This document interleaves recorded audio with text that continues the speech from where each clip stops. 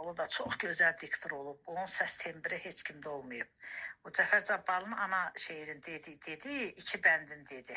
Sən o axşam attın mənə. Mən də Cəfər Cabbarlının anasını bütöv attım sənə ki, oxu da onu. Əgər bütün bəşəriyyət ədüv-i canım ola, ürək süqut eləməz aldığı mətanətdən. Ricav-ı xəvxə məkan vermərəm gər alimlər, min ildə vəz edələr dəhşət-ü qiyamətdən.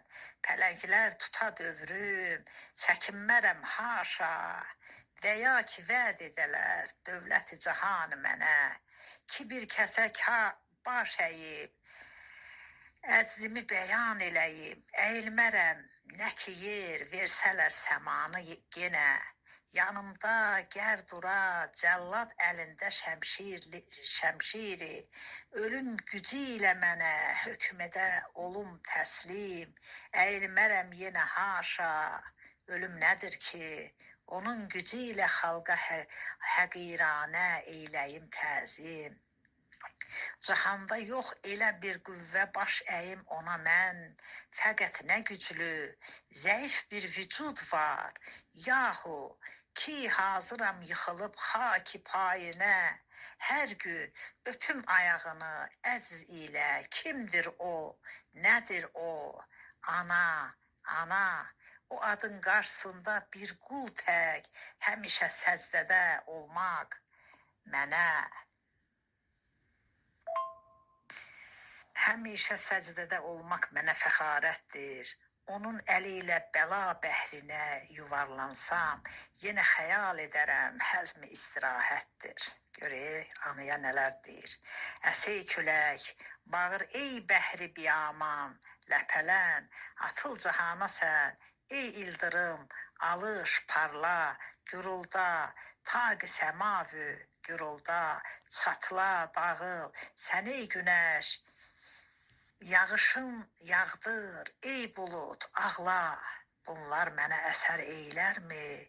Mütləqə yox, yox, fəqət ana, o müqəddəs adın qabağında, o pak bağrına bassın məni, desin layla, təbəssüm oynadaraq, titrəyən dodağında, bütün vücudum əsir, ruhum eyləyər pərvaz, uçar səmalara o, aləmi xəyalətdə, yatar, ölər bədənim, nitqdən düşər bir söz, ana, ana, sənə mən rahibəm, itaətdə, aman, aman, bu müqəddəs vücudu mümkünmü ki, bir taqım canavar zülmdən şikar eyləsin, yıxıb da xaki rəzalətdə, tapdayıb əzərək, ayaqlar altına torpaq kimi nisar eyləsin, zəlilü xar edərək, məhbəs əsarətdə, o şanlı qollarına zülmü ilə vurar zəncir. Niyə? Ne üçün? Hanı vicdan, hanı ədalət kəs?